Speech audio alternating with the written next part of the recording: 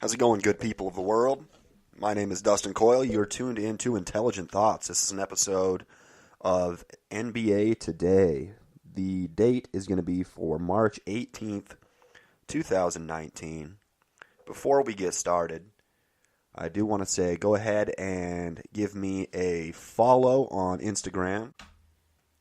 You can go ahead and find the show at Intelligent B Thoughts. That's the word B-E between Intelligent Thoughts on Instagram, Intelligent B Thoughts.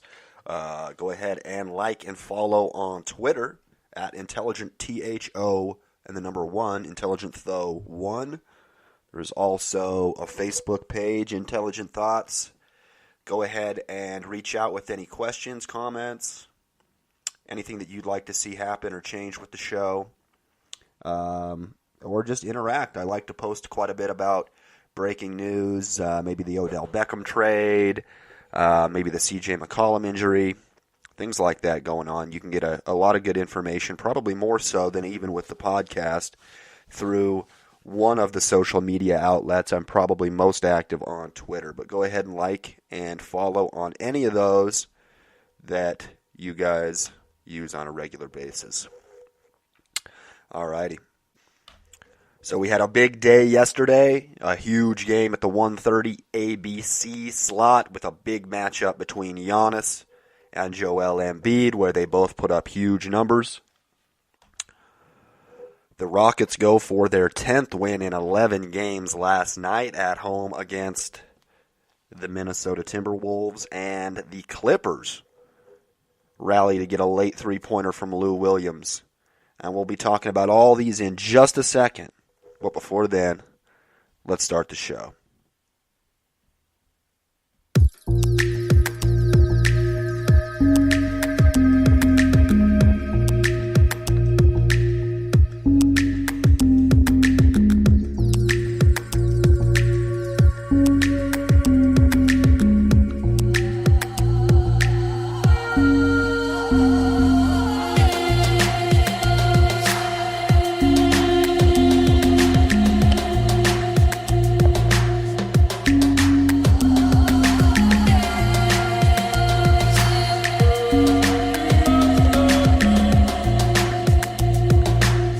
Alrighty, so let's start the program here, and I know I teased you with a little bit of Giannis and Joel Embiid talk, but before we get into that, let's talk about the first game that took place chronologically yesterday. This was also a pretty goddamn good one. We had the LA Lakers in New York taking on the New York Knicks, a game that the Lakers pretty much dominated for at least the majority of the second half. A pretty big game from LeBron James, 33 points, 8 assists, 6 rebounds, but 0 for 6 from downtown. Kuzma with 18 points and 8 assists. That gives him 18 assists in the past 2 games.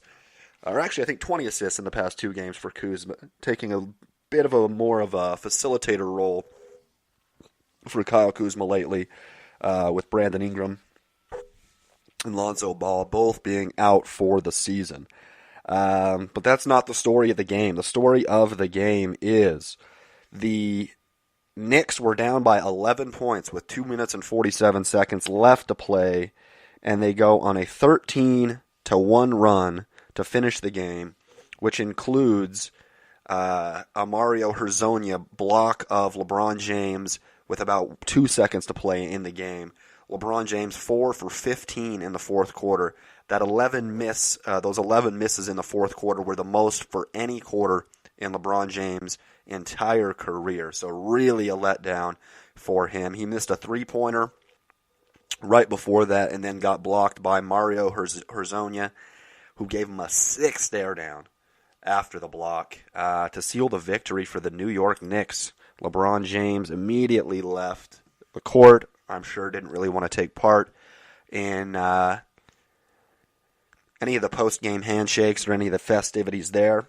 Huge win for the New York Knicks. They actually sweep the season series with the Los Angeles Lakers 2-0. The only team that they've swept the series out of all 29 teams that they played this year. They only have 14 wins on the entire season, 2 of them coming against the Lakers. In the victory for the New York Knicks, Emmanuel Mudiay, 28 points on 11 shots, 3 for 4 from downtown, added 8 assists to go on with that. And Damian Doxson, 25 points, 6 rebounds for him, 3 for 5 from downtown. Really coming and stepping into his own. Doxson, the second-year pro. Looking like, possibly a top 3 or 4 player on the team. Definitely top 3 or 4 player on the team. But depending on the game, he's the best player on the team. Played really well the last month or so. And a big win for the New York Knicks in this one. Alrighty, in Miami, the Miami Heat defeat the Charlotte Hornets 93-75. Goran Dragic and Dwayne Wade lead the Heat. Dragic with 19 points off the bench, and Dwayne Wade with 17 points off the bench and a couple of big shots late, as always, to keep it clutch for the Flash. Big game for the Miami Heat, who are battling for the 8th position or higher in the Eastern Conference playoffs. Let's see, and that is the 2 leading scorers for them. Bam Adebayo also gives you 16 points, 9 rebounds in the starting lineup on 7 for 10 shooting. Josh Richardson, 2 for 17, 0 for 9 from downtown.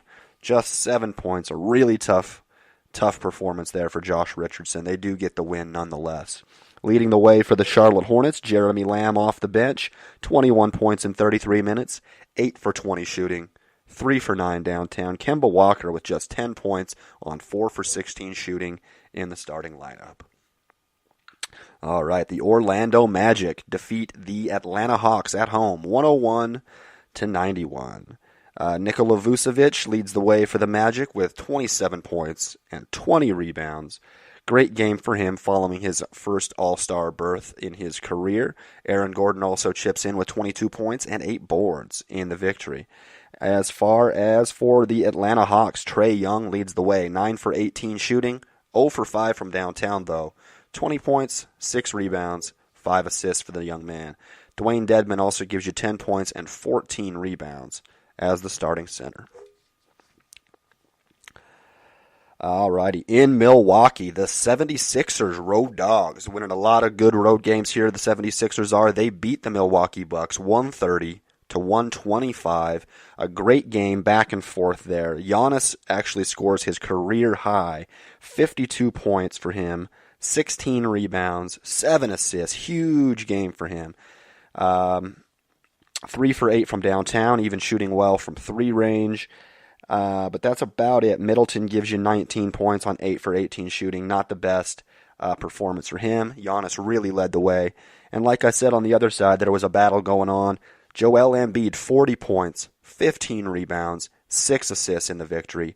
Jimmy Butler also gives you 27 points and 6 rebounds, 2 for 2 from downtown.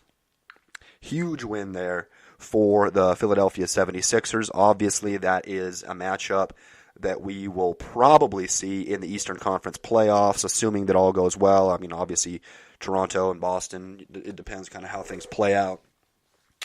But it wouldn't be crazy to think that we might see those 2 teams match up in the playoffs, and that is a little bit of a precursor of what we might have to come. And in Detroit, a little bit of an upset, nothing too crazy. I believe they season sweep, actually. Dwayne Casey and the Detroit Pistons beat the Toronto Raptors, his old team, 110-107. That was a pretty fun game to watch there. Blake Griffin scored 25 points, including a huge bucket at the very end of the game to seal it. Andre Drummond added 15 points and 17 rebounds to go in the victory as well. 20 points for Reggie Jackson on 5 for 10 shooting. Super efficient night for the guard there in that one. In the loss, Kawhi Leonard leads the way. 33 points, 10 rebounds, 5 for 8 from downtown for the Toronto Raptors. And Fred VanVleet, 17 points, 4 assists off the bench, 4 for 5 from downtown in 31 minutes. Okay, how many more games are we looking at here? We got 3. In Sacktown, the Sacramento Kings easily handled the Chicago Bulls 129-102. Bagley just barely misses a double-double, has 21 points and 9 rebounds in the victory. He really leads the way, looking good ever since coming back from what I believe was an ankle injury about 3 weeks ago. Really a catalyst for the team, for Sacramento. I would be surprised if he's not a starter next year, playing the stretch 4 position. I think he's an awesome player. Underrated from this draft class. Obviously, the 2 best players in the draft class look like it's Luka Doncic and Trae Young, but I think that Marvin Bagley is easily, as far as just the resume that they're putting together, the 3rd best player coming out of this draft class, and that is saying quite a bit considering there are quite a few good players in the draft class themselves. Buddy Hield, 16 points on 2 for 3 shooting. 2 for 3 from 3-point range, De'Aaron Fox, 17 points, 2 for 4 downtown. And Harrison Barnes, 15 points in the victory. In the loss for the Chicago Bulls, they are led by Zach LaVine. Surprise, surprise. 18 points on 7 of 18 shooting. Not the best day for him. Lauri Markkanen also gives you 11 points in the starting lineup in 23 minutes. All right, in Houston, we have the hottest team in the league pretty much right now. The Houston Rockets defeat the Minnesota Timberwolves 117-102. Chris Paul leads the way with 25 points, 7 rebounds, 10 assists, 8 for 12 shooting. Really a fantastic day for him. And 6 for 7 from behind the arc. That ties his career high for three-pointers made in a game. You also get 20 points and 13 rebounds out of Clint Capella, and 20 points, 10 assists on just 8 for 24 shooting for James Harden, albeit in the victory. Karl Anthony Towns leads the way for the Minnesota Timberwolves, 22 points, 10 rebounds on 8 for 22 shooting. Not his best game.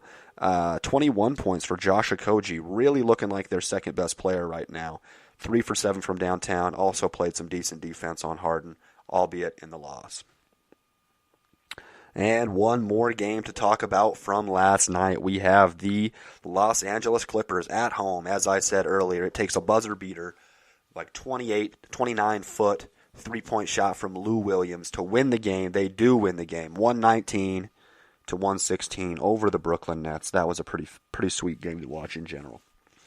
Leading the way in points for the Clippers was Lou Williams, 25 points, 6 rebounds, including that clutch 3 to win the game, seal it. Montrezl Harrell off the bench gives you 20 points and 10 rebounds. And in the starting lineup, 20 points, 11 rebounds for Danilo Gallinari. As far as the Nets are concerned, they are led by D'Angelo Russell's 32-point, 10-assist performance, 6 for 12 from downtown. Big game there for him. And Damari Carroll, 22 points, 7 rebounds off the bench, 3 for 6 for downtown. Caris LeVert continues to struggle. Although he was their best player early in the season, he has struggled quite a bit since coming back from his 3-month-long injury. He gives you 12 points, 7 assists on 6 for 15 shooting. Still hasn't figured out how to pick up where he's left off with the shooting at the very least, not scoring at the same clip that he was before he got injured. But the playoffs are coming up here in about 25, 26 days, and obviously they're going to need him pretty much at his best if they're going to be able to win even a first-round series against just about anybody that they play. Right now, I believe they would be matched up with Toronto, so obviously they're going to have all hands on deck and shooting very well in order to win that series. So that's going to wrap up Sunday's games. Let's go ahead and give you a preview for tonight, tell you what to expect, and we'll get out of here. The first game of the evening, we have a back-to-back for the Detroit Pistons. They head to Cleveland to take on the Cleveland Cavaliers here. It says Blake Griffin is day-to-day, but I didn't see him get injured yesterday, so I would assume that he's going to be playing for the Detroit Pistons. K-Love also day-to-day, but it just said that he is going to be playing. They will be without Tristan Thompson, Matthew Dellavedova, and Larry Nance Jr., however. Detroit on the road is coming in at a 5-point favorite. In Washington, the Washington Wizards host the Utah Jazz. Obviously, the Wizards are going to be without John Wall. He's out for the season. They've been led by Bradley Beal, who's averaging 26.2 points per game on the season, 48% field goal